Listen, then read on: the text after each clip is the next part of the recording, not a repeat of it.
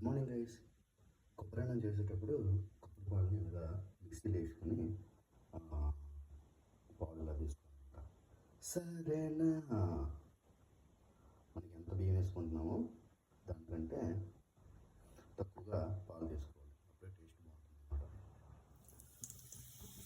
తర్వాత కొబ్బరి అన్నం మనం దాంట్లో దేంట్లో చేసుకుంటున్నాం ఆ పాత్ర తీసుకుని అందులో పచ్చిమిర్చి, జీలకర్ర, ఆవాలు, శనగపప్పు, మినపప్పు, బిర్యానీ ఆకు, లవంగ, మిరియాలు అవన్నీ వేసి తాలింపు వేసుకోవాలన్నమాట.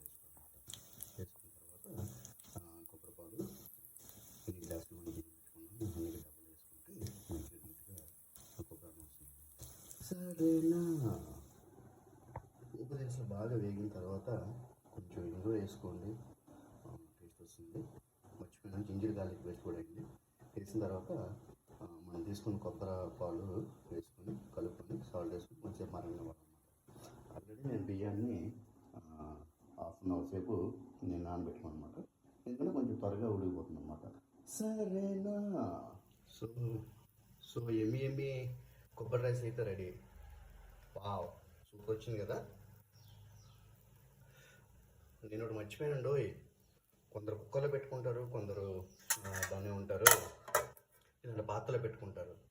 నేనైతే కుక్కర్ని నమ్మను ద్వారా, ఎందుకంటే ఏందో 2 విజిల్స్ 3 విజిల్స్లో రైస్ ఉడికిపోద్ది అంటారు.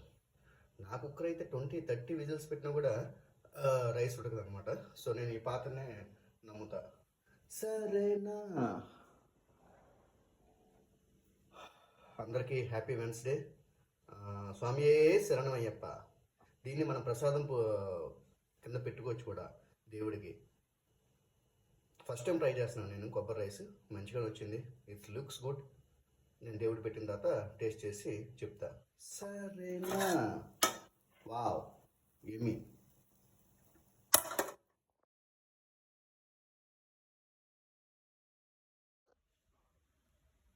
నేనైతే ఆఫీస్కి అయితే రెడీ చేసుకున్నాను బాక్స్. సూపర్ కొబ్బరి రైస్.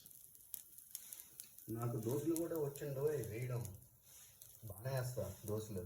సరేనా?